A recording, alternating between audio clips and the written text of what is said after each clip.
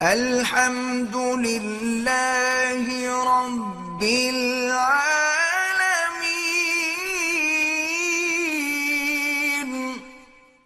کوئی غیر صحیح کام کرتے کرتے گھبراہٹ ہو جاتی ہے، یہ شیطانی اثر ہے۔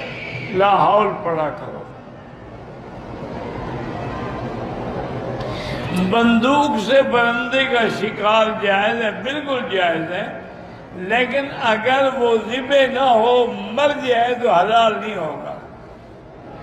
تیر والا حلال ہو جاتا ہے، بندوق والا نہیں ہوتا، کیونکہ بندوق کا چھرا جا کے اس کو دھکا مارتا ہے، کاٹتا نہیں ہے،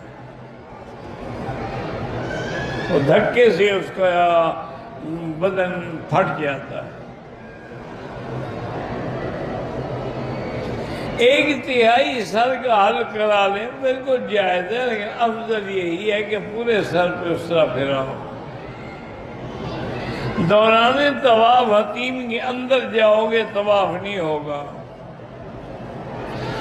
میری شادی کو 7 سال ہو گئے، کوئی اولاد نہیں، میرے ٹیسٹ صاف ہے، میرا شوہر ٹیسٹ نہیں کراتا تو ہم کیا کریں؟ نہیں، میں اس کو پکڑ کے لے جاؤں ہسپتال؟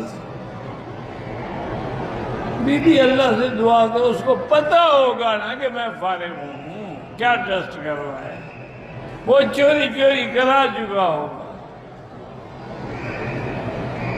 اس کو کہو کہ یا میرے ساتھ چل کے ٹیسٹ کراؤ، نہیں تو مجھے طلاق دو، میری جان چھوڑو۔ اور اگر ٹیسٹ میں تم اولاد کے قابل نہیں ہو تو مجھے کیوں اولاد سے محروم کرتے ہو؟ مجھے طلاق دو۔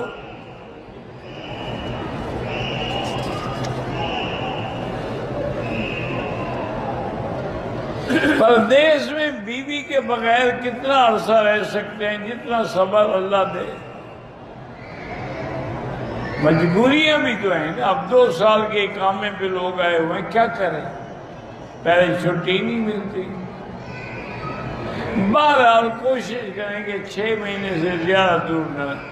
ایسے یاد رکھو، دعا کرو کہ اللہ بیوی کی بھی اور تمہاری بھی عزت محفوظ رکھے، ورنہ شوہر بھی موجود ہوتا ہے اور بیوی اس کے ہوتے ہوئے بھی زنا کراتی ہے، پھر اس کا کیا علاج ہے؟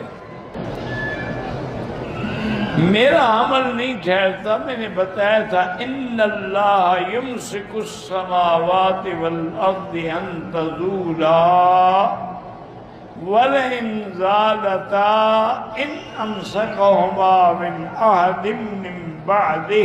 یہ آیت لکھ کے اس کو پڑھا بھی کرو اور لکھ کے اپنے پاس بھی رکھو۔